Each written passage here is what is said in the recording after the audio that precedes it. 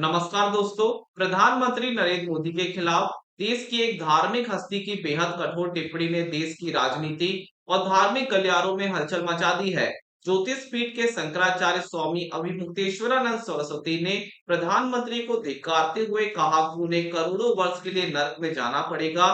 आखिर एक संत ने देश के प्रधानमंत्री के लिए इतने कड़े शब्द क्यों कहे? आइए समझते हैं इस पूरे मामले को विस्तार से। शंकराचार्य का बयान केवल एक राजनीतिक आलोचना नहीं, बल्कि पाप पुण्य और कर्म के हिंदू धार्मिक सिद्धांतों पर आधारित एक गंभीर चेतावनी है। शंकराचार्य ने कहा कि प्रधानमंत्री मोदी जो भी पुण्य कर रहे हैं उनका हिसाब तो होगा, लेकिन अगर वे धर्म के विरुद्ध कोई पाप करते हैं तो उसका हिसाब मरने के बाद यमराज के दरबार में देना होगा। इस कड़ी आलोचना की जड़ है गो हत्या पर राष्ट्रव्यापी कानून ना बनाना।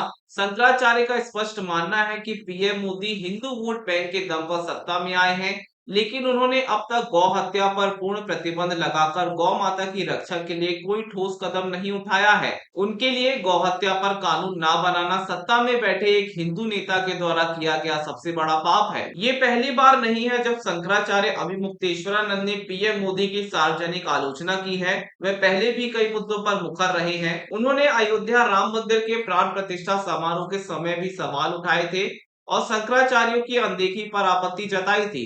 इसके अलावा उन्होंने नए संसद भवन के उद्घाटन के समय वहां जीवित गाय को ना ले जाने पर भी सवाल उठाए थे।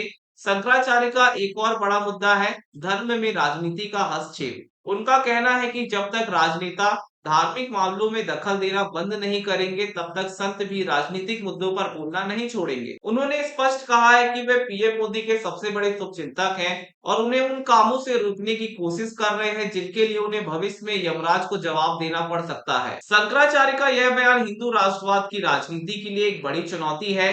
यह दिखाता है कि एक तरफ जहां बीजेपी पीएम मोदी के नेतृत्व में हिंदू आस्था के प्रतीक के रूप में खुद को पेश करती है, वहीं देश की सर्वोच्च धार्मिक संस्थाएं उन्हें धर्म के मौलिक सिद्धांतों पर चुनौती दे रही हैं। यह गौ भक्तों और हिंदू वोटरों के लिए भी एक सीधा संदेश है। सवाल यह है, क्या सत्ता की व्यवस्था के बीच प्रधानमंत्री इन गंभीर धार्मिक चेतावनियों पर ध्यान देंगे? इस बड़े विवाद पर आपकी क्या राय है? हमें कमेंट में बताएं। नमस्कार।